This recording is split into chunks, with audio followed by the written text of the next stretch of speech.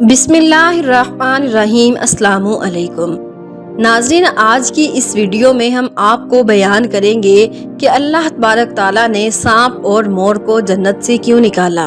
इन दोनों ने ऐसा क्या गुनाह किया था कि अल्लाह ताला ने इनको जन्नत से निकाल दिया और इनको बदसूरत बनाकर जमीन पर नाजिल कर दिया। और छिपकली ने ऐसा कौन सा गुनाह किया था कि हुजूर पाक सल्लल्लाहु अलैहि वसल्लम ने इसको मारने का हुक्म दिया। सांप और मोर जन्नत से आए हुए जानवर हैं। जन्नत में घूमने फिरने और खाने पीने को बहुत कुछ था, लेकिन जन्नत में अकेले और तन्हा होने की वजह से हजरत आदम अलैहिस्सलाम उदास रहते थे।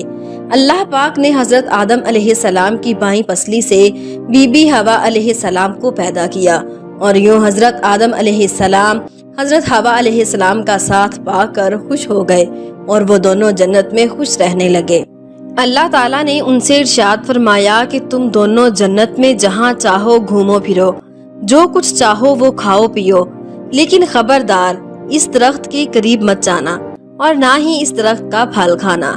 अगर तुमने ऐसा किया तो तुम जालिमों में से हो जाओगे। सांप और मोर भी उस वक्त जन्नत में रहते थे और वो दोनों भी जन्नत से बाहर आया जाया करते थे। उस वक्त सांप के पैर भी थे और उस वक्त सांप के मुंह से अबरक की खुशबू भी आती थी। और मोर आज जितना खूबसूरत दिखाई देता है वो उस वक्त कहीं ज्यादा खूबसूरत हुआ करता था। जब वो जन्नत में रहता था तब मोर के पाँव भी बहुत खूबसूरत हुआ करते थे। एक दिन जब वो दोनों जन्नत के बाहर आए तो उनकी मुलाकात शैतान से हुई। शैतान ने उन दोनों से कहा कि मुझे भी अपने साथ जन्नत में ले चलो। तो जवाब में उन दोनों ने कहा कि हमें अल्लाह का खौफ है और इस बात का डर है कि तुम्हें अपने साथ जन्नत में ले जाते हुए हमें कोई देख ना ले, इसलिए हम तुम्हें जन्नत में नहीं ले जा सकते। इस पर शैतान ने अपनी दोस्ती का वास्ता दिया कि हम जन्नत में साथ रहते थे, मुझे भी जन्नत में ले चलो। मोर ना माना, लेकिन शैतान ने उनको दायमी जिंदगी का ख्वाब दिखाया, जिस पर सांप मान गया और सांप ने शैतान को मशवरा दिया कि तुम मेरे मुंह में बैठ जाओ और मैं तुम्हें जन्नत में जाकर उगल दूंगा और इस तरह तुम्हें कोई देख नहीं सकेगा। सांप ने शैतान को मुंह में बिठाकर जन्नत में ले जाकर उगल दिया। इस तरह शैतान दोबारा जन्नत में दाखिल होने में कामयाब हो गया।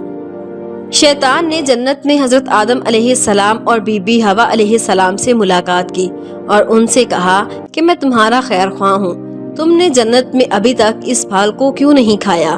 उस पर दोनों ने शैतान से कहा कि अल्लाह तबारक ताला ने हमें इस दरख्त से दूर रहने और इसका फल खाने से मना फरमाया है और इसलिए हमने अभी तक इसका फल नहीं खाया और ना ही खाएंगे।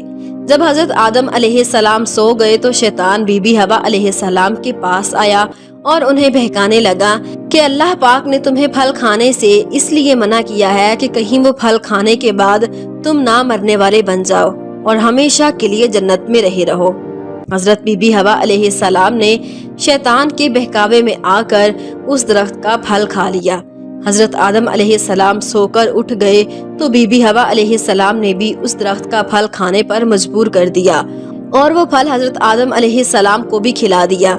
जैसे ही दोनों ने उस दरख्त का फल खा लिया तो फौरन उनका जन्नत का लिबास उतर गया। तभी अल्लाह पाक ने उन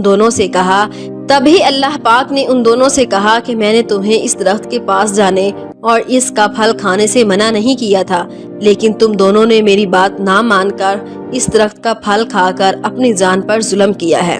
तभी हजरत आदम अलैहिस्सलाम और बीबी हवा अलैहिस्सलाम को अपनी उस गलती का एहसास हुआ और उन्होंने अल्लाह पाक से माफी मांगी तो अल्लाह पाक ने उन्हें माफ फरमा दिया और उन दोनों को जन्नत से निकाल कर जमीन पर नाजिल फरमा दिया और फरमाया कि जमीन पर एक खास वक्त तक तुम्हारा ठिकाना है और तुम जमीन पर ही रहोगे। अल्लाह पाक ने शैतान को जन्नत में लेकर आने पर मोर की खूबसूरती छीन ली और जिन पैरों से वो शैतान को जन्नत में लेकर आया था उन्हें बदसूरत बना दिया। और जिस सांप ने मोर को शैतान की मदद करने का मशवरा दिया था, अल्लाह पाक ने उसके मुंह से अबरक की खुशबू छीन कर सांप के मुंह में जहर भर दिया और सांप की टांगे छीन कर मोर और सांप को जन्नत की उस खूबसूरत जगह से हमेशा हमेशा के लिए निकाल दिया। प्यारे नाजरीन, छिपकली एक रेंगने वाला जानवर है जो अमूमन हमारे घरों में पाया जाता है। छिपकली की कुछ इकसाम तो बिल्कुल जहरीली नहीं होती, لیکن بعض ایسی زہریلی ہوتی ہیں اگر وہ کسی انسان کو اپنی زبان لگا دے تو انسان مر سکتا ہے۔ پیارے ناظرین، تذکرۃ الاولیاء میں ہے کہ ایک شخص حضرت علی رضی اللہ عنہ کے پاس آیا اور عرض کرنے لگا کہ چھپکلی کو مارنا جائز ہے یا نہیں۔ تو حضرت علی رضی اللہ عنہ نے ارشاد فرمایا کہ نبی پاک صلی اللہ علیہ وآلہ وسلم نے ارشاد فرمایا ہے کہ چھپکلیوں کو مارو، چھپکلیوں کے مارنے کا حکم دیا ہے، کیونکہ یہ حضرت ابراہیم علیہ السلام کی آگ پر پھونکے مارتی تھی۔ چھپکلی واحد خلقت ہے۔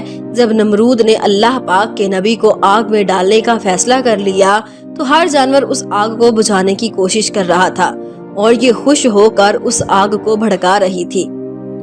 تب اسے اللہ پاک نے اس پر لعنت بھیجی اور اسی وجہ سے اس کو مارنے اور اپنے گھر سے بھگانا کوئی گناہ نہیں۔ اور حضرت علی رضی اللہ عنہ ارشاد فرماتے ہیں کہ اس زمین پر کچھ مخلوقات ایسی ہیں جو انسانوں سے ناخوش ہیں اور انہوں نے شیطان سے وعدہ کیا ہوا ہے وہ انسان کو ہر طرح سے نقصان پہنچائیں گی۔ انہی میں سے ایک چھپکلی بھی ہے۔ حضرت آدم علیہ السلام کی خلقت سے لاکھوں سال پہلے اس زمین پر چھپکلی کا خاندان کثیر تعداد میں رہتا تھا اور لاکھوں کی تعداد میں بڑھنے لگا۔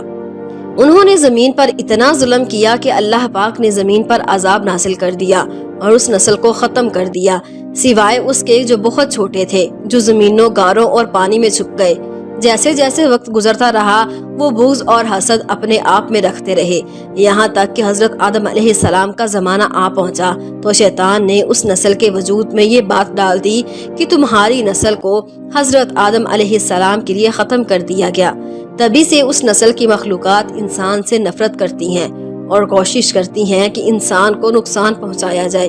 چنانچہ حضور پاک صلی اللہ علیہ وآلہ وسلم کی بہت سی حدیثوں میں بھی چھپکلی کو مارنے کا حکم ہے۔